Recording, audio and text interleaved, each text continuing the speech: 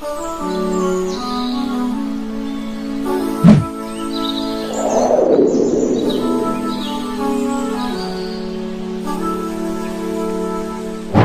sekarang ini yang paling bahaya. Semua pakai uang. Akan tiba satu keadaan di mana peradaban ukurannya materi. Masalah pun materi.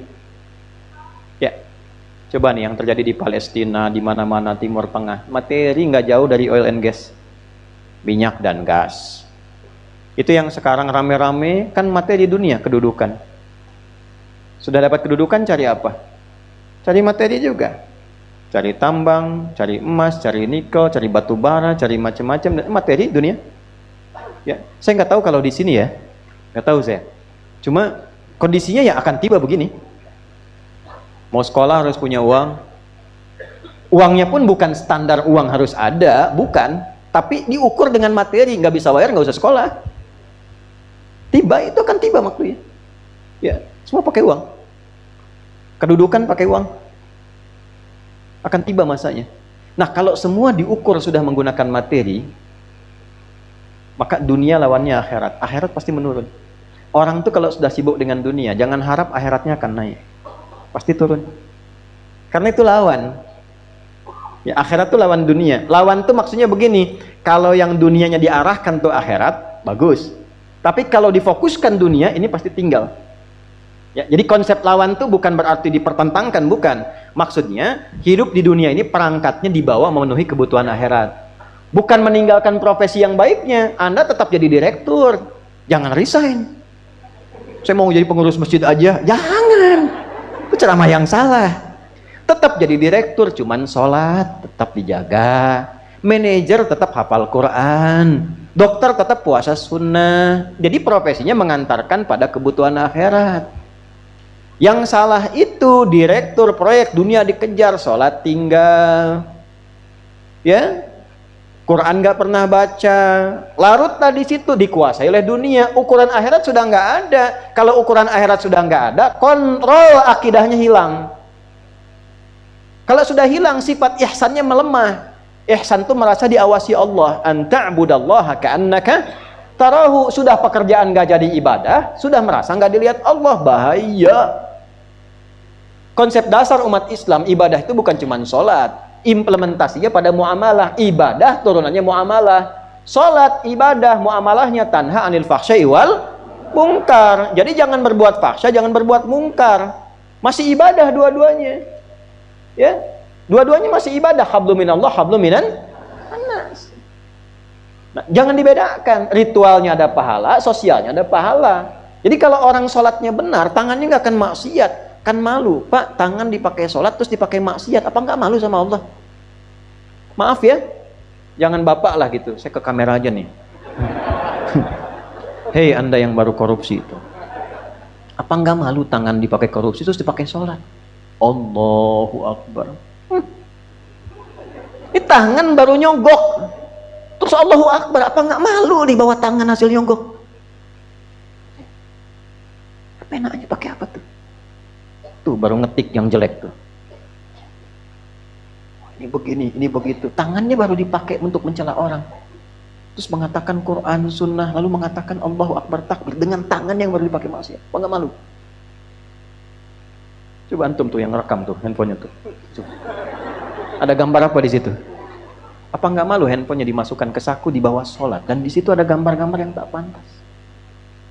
Nah sekarang jangankan luarnya, ini tangan produk diri kita yang ada maksudnya pada diri kita, yang diciptakan Allah, tolong ya syarahnya dilengkapi. Yang diciptakan Allah, yang harus dipakai baik, dipakai maksiat, setelah itu dipakai sholat, apa nggak malu? Ini lisan yang dipakai zikir, astagfirullah, subhanallah, Allahu Akbar, lalu digunakan mencela. Setelah itu kita katakan Allahu Akbar, apa nggak malu? Coba dilihat. Nah, itu seharusnya konsep pertama standar kegiatan kita ibadah, minum ibadah. Makanya semua giat orang Islam itu ada doanya. Bapak Ibu cek deh, nggak ada kegiatan yang nggak ada doanya. Cuma di Islam.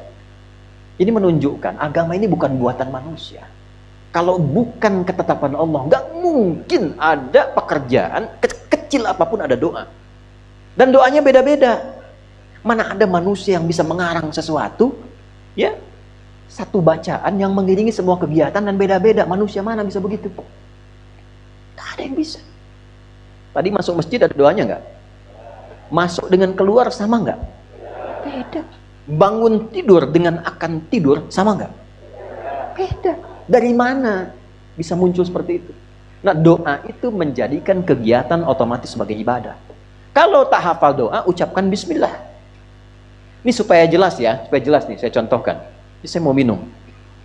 Khudh biyaminika ma yali. Ambil dengan tanganmu yang paling dekat denganmu. Antum kan jauh, jangan diambil. Dekat ke saya nih. Ini punya siapa? Belum tentu. Kalau belum diminum, belum tentu punya saya. Yang sudah masuk ke tenggorokan rezeki saya. Kalaupun disiapkan tidak saya minum, bukan punya saya. Jelas?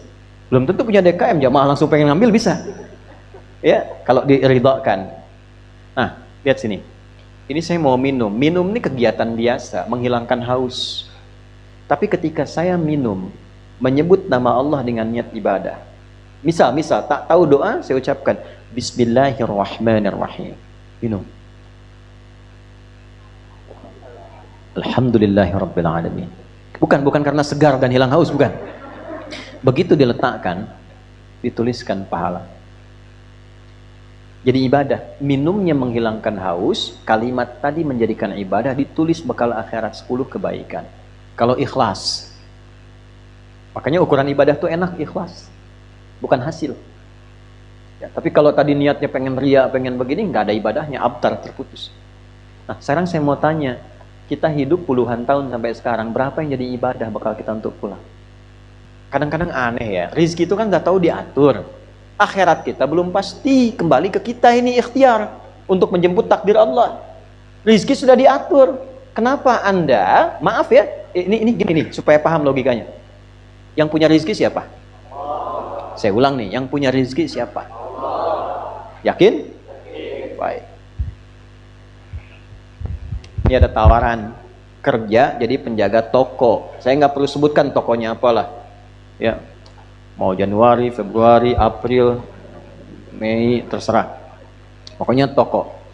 Jaga toko, tapi ketentuannya kalau ada waktu sholat nggak boleh sholat. Gaji 1 juta sebulan.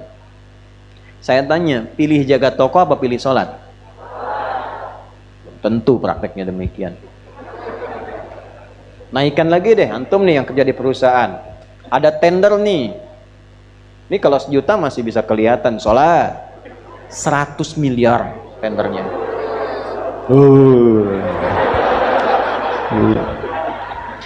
Waktunya bersamaan dengan Jumat. Pilih Jumat atau pilih 100 miliar?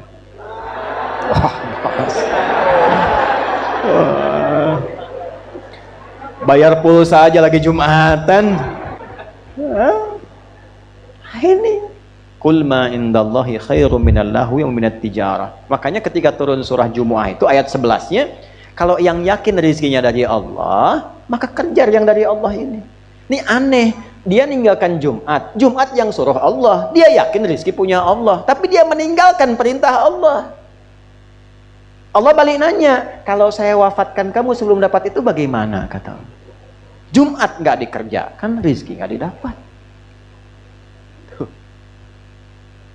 Nah, tapi tidak demikian juga dalam prakteknya. Orang yang terkuasai dunia sampai kena penyakit wahan, ukurannya pokoknya uang, nggak peduli. Pokoknya saya harus dapat, berapapun biayanya. Anak saya mesti masuk kuliah di situ, berapapun biayanya. Saya mesti dapat kedudukan itu, berapapun biayanya. Saya mesti dapat barang itu, berapapun harus dikeluarkan. Di dunia udah nggak peduli bagaimana cara ini wahan. Tapi dia masih sadar, nanti ada siksa kubur, nanti ada siksa neraka, ada surga. Dia sadar, tapi karena terikat dengan dunia, ujung hidupnya dia nggak siap, takut meninggal. Ya, akhirnya ya coba-coba aja untuk umroh juga gitu. Cuman hartanya dipakai dari hasil nyogok, hasil korupsi, macam-macam. Jadi begitu ada orang haji mengatakan labbaik Allahumma labbaik, maka dijawab oleh malaikat. Allah sampaikan ke malaikat, la labbaik la sa'daik. Gak ada labbaik tuh, gak ada sa'daik. Labbaik Allahumma labbaik. Datang orang hanya habis nipu orang, habis korupsi. Labbaik, kata malaikat, la labbaik. Nggak ada lah baik tuh. Tuh albek tuh kan. Ah, itu benar hadis tuh. Albeknya bukan, tambahan aja tadi. Hadis la labbaik la sa'daik kata malaikat. Nggak ada kamu labbaik, nggak ada sa'daik, nggak ada benar-benarnya kamu itu. Itu. Kamu hati-hati. Itu wahan.